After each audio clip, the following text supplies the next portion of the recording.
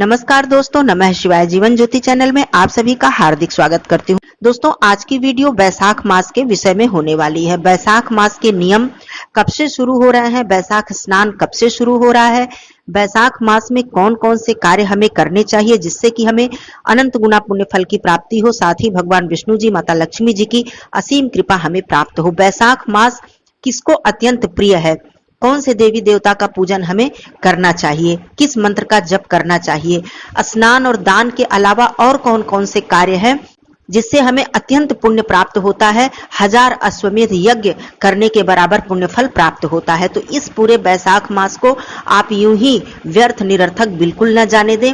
कुछ महत्वपूर्ण कार्य है जो मैं बताऊंगी, इसमें से जो भी आप कर सके। देखिए, सभी के जीवन में व्यस्तता है, परेशानियां हैं, कठिनाई है। मैं नहीं कहूंगी कि जितने नियम बनाए गए हैं आप सारे के सारे नियम करें, लेकिन मैं ये जरूर कहूंगी कि कुछ नहीं करने से अच्छा है कि हम कुछ कर लें। देखिए, यह कलयुग है, कलयुग केवल नाम आधारा, सुमिर सुमिर नर उतना ही पारा। दोस्तों, अगर इस दृष्टि से देखा जाए तो कलयुग में इतने सरलता से हम भगवान को प्राप्त कर सकते हैं, उनके चरणों की कृपा प्राप्त कर सकते हैं केवल नाम के जप से। पहले के समय में तप करना पड़ता था, यज्ञ करना पड़ता था, बहुत सारी तपस्या करने के बाद भगवान प्रसन्न होते थे। अब केवल नाम पुकारिए आप और भगवान प्रसन्न हो जाते हैं। तो कितना आसान है।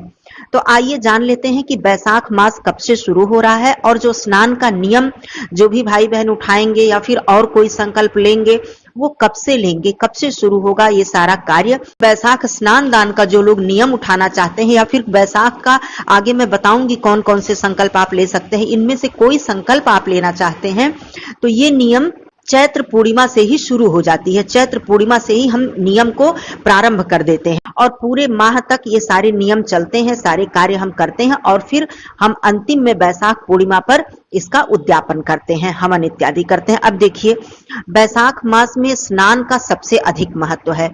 बैसाख मास भगवान विष्णु जी को अत्यंत प्रिय है, इसीलिए इस मास का एक नाम है माधव मास। माधव मास के नाम से इस मास को जाना जाता है और जो भी इस मास में भगवान विष्णु जी की पूजा अर्चना करता है, उनके मंत्रों का जप करता है, उससे भगवान विष्णु जी अत्यंत ही प्रसन्न होते हैं। और नियम की बात करूं तो नियम यह बताया गया है कि बैसाख मास में हमें पवित्र नदियों में स्नान करना चाहिए, घर में स्नान नहीं करना चाहिए। लेकिन आज के समय में यह संभव नहीं है, सभी के लिए संभव नहीं है। जिनका सौभाग्य है वो लोग तो जाकर स्नान करेंगे ही, लेकिन जिसके लिए नहीं संभव है वो पानी में गंगा जल डालकर सूर्योदय से पहले, देखिए स्नान का नियम यही है। स्नान तो हम लोग रोज ही करते हैं, सभी लोग करते हैं, लेकिन जो स्नान दान का नियम होता है उसका नियम है कि सूर्योदय से पहले, उजाला होने से पहले ही आप स्नान कर लें, पूजा कर लें, माता तुलसी जी की पूजा कर लें। इसे यही नियम होता है स्नान का। दोस्तों, स्कंद पुराण में कहा गया है, न माधव समो मासो न कृतेन युगम समम न च वेद समम शास्त्रम न तीर्थम गंगया समम। अर्थात माधव मास यानी बैसाख मास के समान कोई मास नहीं है, सतयुग के समान कोई युग नहीं है, वेदों के समान कोई शास्त्र नहीं है और गंगा जी के समान कोई तीर्थ नहीं है। तो इसलिए माधव मास का अत्यंत ही महत्व। अब देखिए, आप लोग सबसे पहले स्नान करने का यदि आप संकल्प लेते हैं तो पूरे माह आपको सूर्योदय से पहले स्नान करना होगा। क्योंकि मैं सबसे पहले क्लियर यहाँ पे ये बता दूं कि जितने भी कार्य मैं बताऊंगी इसमें से यदि आप कोई भी कार्य, 2 कार्य, 4 कार्य, 5 कार्य या एक ही कार्य संकल्प ले लेते हैं, प्रथम दिन ही चैत्र पूर्णिमा से ही संकल्प ले लेते हैं, तो बीच में आप इसे खंडित ना करें। यदि आपने संकल्प लिया है, यदि आप ऐसे ही नियम कर रहे हैं कि हमें जितना भी हमसे हो सकेगा, जितना भी बन पड़ेगा, मैं इस मास में ज्यादा से ज्यादा पुण्य, ज्यादा से ज्यादा धर्म मैं करूंगी या करूंगा, तब कोई बात नहीं है। आपका नियम किसी भी कारणवश खंडित भी हो जाता है तो कोई बात नहीं, लेकिन संकल्प लेके कोई चीज तोड़ी नहीं जाती है। तो इसलिए आप संकल्प सोच समझ के लीजिएगा। सूर्योदय से पहले आपको स्नान करना चाहिए पानी में गंगा जल डालकर, और सबसे पहले सूर्य देव जी की पूजा अर्चना करनी चाहिए। बैसाख मास में सबसे महत्वपूर्ण कार्य सूर्यदेव जी को जल देना, उनकी परिक्रमा करना, धूप दीप अर्पित करना। दूसरा कार्य माता तुलसी जी की पूजा करना। जहां भी भगवान विष्णु जी का नाम आ जाता है वहां माता तुलसी जी की पूजा ना हो, उनका नाम ना आए, ऐसा हो ही नहीं सकता। तो ब्रह्म मुहूर्त में ही स्नान दान का यही नियम है, बैसाख मास का यही नियम है कि ब्रह्म मुहूर्त में ही आपको स्नान करके सूर्य देव जी की पूजा करके माता तुलसी जी की पूजा कर लेनी है। ये सबसे मुख्य कार्य है। दूसरा कार्य मैं बताती हूँ, दान। अब दान में अगर बैसाख दान तो अनंत है, अनंत गुना दान आप कर सकते हैं, असीमित है, कोई सीमा नहीं है दान की।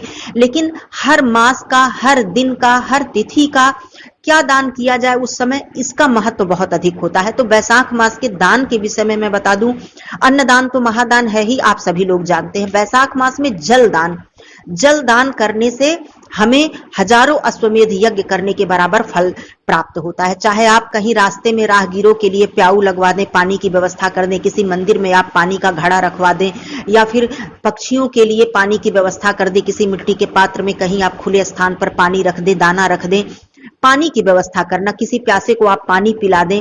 पानी का दान, जल का दान महादान बैसाख मास में माना गया है। दूसरी चीज, गर्मी का समय है, फलों का दान, जो पानी वाले फल होते हैं जिससे कि गर्मी नहीं लगती है, गर्मी शांत होती है, ऐसे फलों का दान, छाते का दान, जूते चप्पल का दान, ये सारे दान करना बहुत ही महत्वपूर्ण माना गया है। वैसे आपकी जितनी इच्छा हो, जितनी शक्ति हो, आप दान करिए। तो सबसे महत्वपूर्ण दूसरा कार्य आ जाता है दान का। कुछ ना कुछ दान आप अवश्य ही करिए। तीसरी चीज, भगवान विष्णु जी, माता लक्ष्मी जी की पूजा पूरे माह में जितना हो सके आपसे आपको करना चाहिए। और इसके साथ ही साथ पूरे बैसाख मास में यदि आप एक ही तुलसी पत्र प्रतिदिन 30 दिन आप भगवान विष्णु जी को अर्पित करते हैं तो समझ लीजिए कि भगवान विष्णु जी की कृपा आपने प्राप्त कर ली। बैसाख मास में इतना अधिक महत्व है भगवान विष्णु जी को तुलसी पत्र अर्पित करने का, तो ये कार्य कर लीजिएगा। पीपल पूजा, ये सबसे महत्वपूर्ण कार्य है क्योंकि भगवान विष्णु जी का स्वरूप है पीपल, और जहां भगवान विष्णु जी की पूजा की बात आती है तो पीपल पूजा सबसे महत्वपूर्ण माना जाता है। तो रविवार का दिन छोड़कर, भले ही आपने संकल्प लिया है, यदि आपने पीपल पूजा का संकल्प लिया है तो इसमें मैं बता दूं कि रविवार को छोड़कर ही आपको पूजा करनी है। रविवार के दिन आपको पूजा नहीं करनी है, इससे आपका संकल्प नहीं टूटेगा। तो पीपल पूजा भी एक महत्वपूर्ण कार्य है। यदि आप इसका भी संकल्प लेना चाहते हैं तो पीपल पूजा का संकल्प ले सकते हैं। शिव जी की पूजा करने का भी विशेष विधान है, खास करके पूरे बैसाख मास में शिव जी को जल अर्पित करना, क्योंकि ये गर्मी का महीना होता है। और आपने देखा है कि शिवलिंग के ऊपर जो जलधारा टंगा होता है, जैसे मटके में या घड़े में पानी करके हम लोग टांग देते हैं और बूंद बूंद शिवलिंग पे गिरता रहता है, यह बैसाख मास का सबसे महत्वपूर्ण कार्य है कि जलधारा भगवान शिव जी को अर्पित करने का। किसी भी मंदिर में आप ले जाकर जलधारा वहां पे अर्पित करते हैं, वहां पर टांगते हैं और पूरे माह उसमें से पानी टपक टपक के भगवान शिव जी को शिवलिंग पे गिरता रहता है, ये सबसे पुण्यदायी कार्य है। तो ये कार्य भी कर लीजिएगा। व्रत, देखिए बैसाख मास के व्रत का जो नियम ये बताया गया है कि बैसाख मास में हमें एक ही समय भोजन करना चाहिए, वो भी बहुत ही शुद्ध सात्विक भोजन, गरिष्ठ भोजन नहीं करना चाहिए, जैसे कि बहुत अधिक तेल, मसाले, मिर्च इत्यादि का प्रयोग नहीं करना चाहिए। और नियम यहाँ तक है कि पूरे बैसाख मास में आप लहसुन प्याज का त्याग करिए, क्योंकि लहसुन प्याज को तामसिक भोजन माना जाता है। पूरे दिन आप जल, फल, फलाहार लेकर रखिए और संध्या के समय आप शुद्ध और सात्विक भोजन ग्रहण कीजिए पूरे माह में। यदि आप व्रत का संकल्प लेते हैं तो व्रत का यही नियम है। दूसरी चीज, मंत्र जप। अब बैसाख मास का मंत्र जो महत्वपूर्ण है सबसे ज्यादा, जिससे सबसे ज्यादा पुण्य फल आपको प्राप्त होगा, वो है ओम माधवाय नमः। इतना छोटा सा मंत्र लेकिन अपार शक्ति है इस मंत्र में, क्योंकि यह माधव मास है। तो ओम माधवाय नमः इस मंत्र का प्रतिदिन आप जप कर सकते हैं। चाहे तो आप संकल्प लेकर करें या फिर आप ऐसे ही अनगिनत जितना भी चाहे समय के हिसाब से, कि जैसे कि मैं 5 मिनट प्रतिदिन या 10 मिनट प्रतिदिन मैं करूंगा, आधे घंटे प्रतिदिन, इस प्रकार से भी मंत्र जप किया जाता है। इसमें कोई दिक्कत नहीं है। आप लोग ऐसा मत सोचिएगा कि माला से ही यदि हम मंत्र का जप करें तभी हमें फल प्राप्त होता है, ऐसा नहीं है। समय के हिसाब से भी आप मंत्र का जप कर सकते हैं, ओम माधवाय नमः या फिर ओम नमो भगवते वासुदेवाय। ये तो महामंत्र है ही, आप सभी लोग जानते हैं। अब देखिए दूसरा कार्य, पूरे बैसाख मास में सूक्ष्म हवन करना। तिल, जौ इत्यादि को मिक्स करके, गुड़, घी, हवन सामग्री को मिक्स करके आप प्रतिदिन, जैसे अगियारी हम लोग नवरात्रि में करते हैं, एकादशी पे करते हैं, तो प्रतिदिन आप थोड़ा थोड़ा सूक्ष्म हवन पूरे माह यदि आप करते हैं, और आहुति आप ओम माधवाय नमः इस मंत्र से दें या फिर ओम नमो भगवते वासुदेवाय इस मंत्र से दे सकते हैं। यह भी अनंत पुण्यदायी कार्य है, इसके पुण्य की कोई सीमा नहीं है दोस्तों।